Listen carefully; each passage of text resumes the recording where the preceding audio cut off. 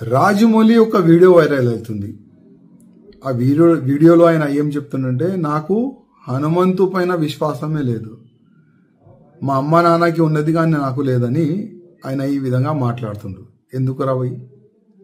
విశ్వాసం నీకు లేదు కానీ అదే ధర్మం పట్ల, అదే దేవుళ్ళ పట్ల మూవీస్ తయారు చేయాలి, కోట్లు రూపాయలు సంపాదించుకోవాలి. అసలేంది నీ ప్లాన్ ఏంది, నీ ఆలోచన ఏంది?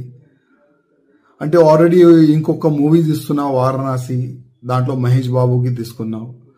అంటే ఆ మూవీ ఎక్కువ ప్రచారం కావాలని నీ ఉద్దేశమా, లేక నిజమైన నువ్వు నాస్తికుడా?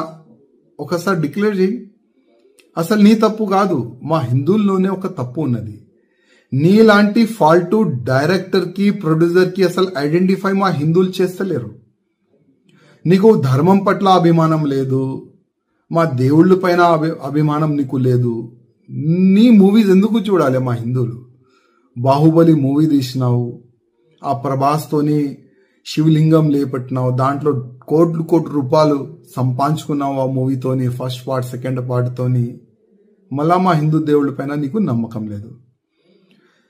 మా హిందువులకి ఒక మాట చెప్పాలంటున్నా, ఇది ఈ రాజమౌళిది ఇది ఫస్ట్ కామెంట్ కాదు. గతంలో కూడా భగవాన్ శ్రీకృష్ణ దాసులు అంటే ఉంటాయి కదా, 16,000 దాసులు కాదు లవర్ అని ఈ విధంగా ఆయన గతంలో కూడా కామెంట్ చేసిండు. మళ్ళా నాకు రాముడి పైన విశ్వాసం లేదు, రాముడి స్టోరీ బోరింగ్ స్టోరీ అని కూడా ట్వీట్ కూడా గతంలో చేసిండు. ఇప్పుడు హనుమంతు పైన కామెంట్ చేసిండు. నా హిందువులారకి ఒక నివేదిక చేస్తున్నా, ఇట్లాంటి ఫాల్తూ డైరెక్టర్, ఫాల్తూ ప్రొడ్యూసర్ పైన కంప్లైంట్ ఇవ్వండి.